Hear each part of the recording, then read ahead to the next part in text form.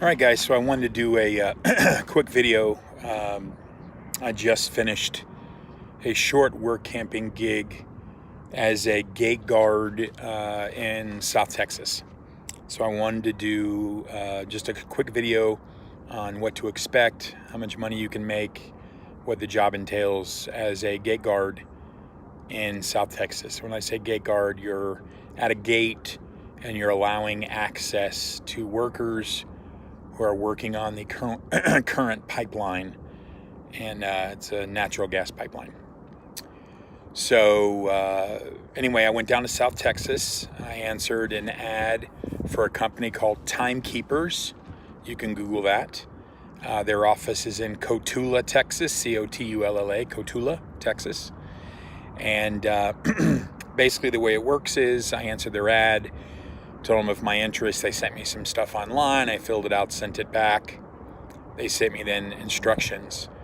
Basically what has to happen is you go onto a website through the state of Texas and you fill out an application as an unarmed gate guard. The fee is $62. Once you do all that online, then they're going to wait for additional documentation from you. You will need to send them a copy of your driver's license or state ID, front and back, which I did, and you can do right from your phone. You also have to have your fingerprints done, and I highly suggest you have them done in Texas, because if you don't, it could take up to 6 weeks for them to get your fingerprints. And you can have it done anywhere in Texas. It's done through a company called Identigo, and even in the small town that I was in, they were there, I think, once or twice a week to do fingerprints, $10. The only other requirement is, and Timekeepers will set this up for you, you go to a class. That class was held at an office of a company called Strike, which is a company that's working on the pipeline. It's basically a safety course that you must take. You must take that course because then they're going to send that certification to the state of Texas. Once they have those things, your money, your application, your driver's license, your fingerprints, and your certificate of completion of the course, then they will send you your license. Now, here's the cool thing. The cool thing is you can work while you're waiting for your license. You don't have to have the license. You don't have to wait for it to come in before you can work.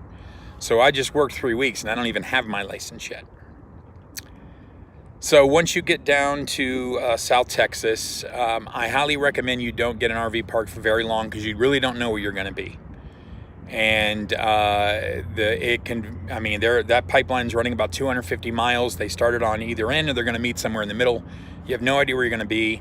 So I would wait till you get your gate assignment or a general area of where you're going to are before you get your RV park. Once all that stuff is done with Strike, you'll go back to Timekeepers, take another exam, fill out a few more papers, and then they will give you the phone number of a couple of supervisors who are in charge of assigning you your gate.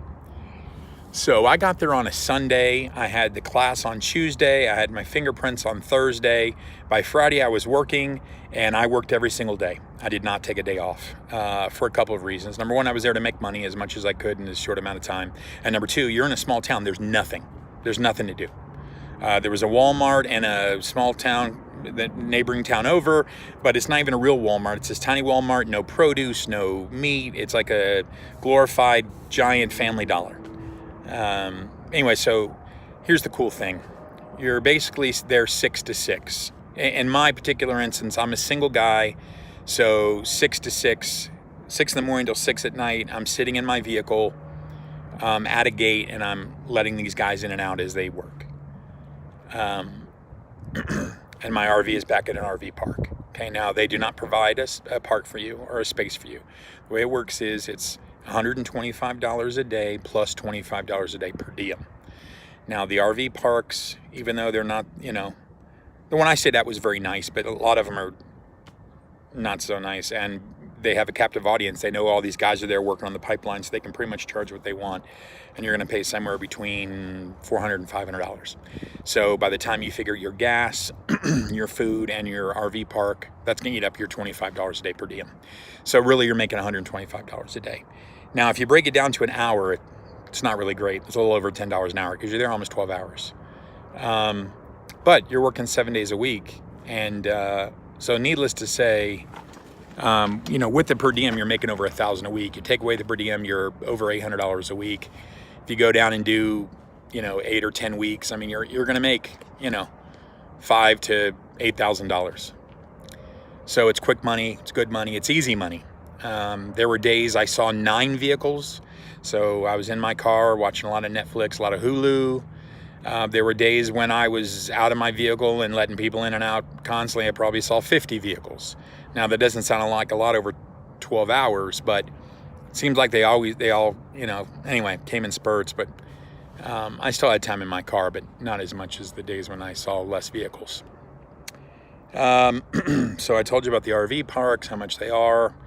You don't know where you're going to be, so don't go in and get an RV park for a month, because RV parks, there's no refund. So get an RV park. I got mine for a week because I knew, again, I was getting there Sunday, no class till Tuesday, no fingerprints till Thursday, so I knew a week would be okay for me. But I probably, if I was you, not knowing where you're going to go, maybe only do a couple of days. That way you can be ready to get close to where you're going to be. Because I actually went to Dilley, Texas, which is where I thought they were going to have me, that Dilley or Cotulla, which is the town next to it. But I actually ended up in La Pryor, and my first gate was about 30 miles from my RV, so I was driving 60 miles a day. So that'll definitely get into your per diem. You're going to need a hard hat. You're going to need safety glasses. You're going to need leather shoes. I bought steel-toe boots. You can get whatever you want. They have to be leather. I would get something that's going to last. It's dirty. It's muddy. If it rains. So nothing super nice. You're gonna need gloves because you're dealing with a fence and a lot of barbed wire, and so you want gloves. Trust me, I still cut myself a couple times, even though I had gloves. They're gonna provide you a vest. They're gonna provide you paperwork that you need. So basically the way it works is a truck comes, you get their license plate and stuff and blah, blah, blah. They'll go over that with you. But you've got paperwork that you've got to fill out and send in every day. And then you get paid every 2 weeks. And I was there 3 weeks and I made good money. So I'm very happy with that. And I definitely plan on going back. And when I go back, I'll have my license. It will have come in by then. So I won't have to do all that stuff again. If you're a couple, then you could possibly get on a gate where your RV is at the gate. And one of you works the first 12 hours and the other one works the other 12 hours. So you're at the gate 24 hours a day. You're manning it 24 hours a day. And you're making double the money. So if that interests you, if that's something you wouldn't mind doing, then that's up to you. I don't have someone with me, and it's not worth the aggravation. So I just rather do it by myself.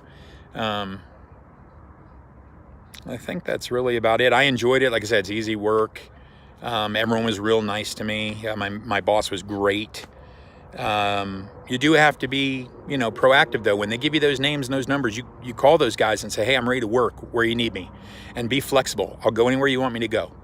Put me on any gate you need, and just, be on time, do a good work, get to know the guys that you're letting through the gate, because it's usually the same ones over and over, and, they'll be happy with you. So I guess that's about it. That's gate guarding in South Texas. It's a work camping gig, pays good money, again, by work camping standards. And I wish you all the luck in the world. Thanks for watching the channel, by the way. Appreciate it.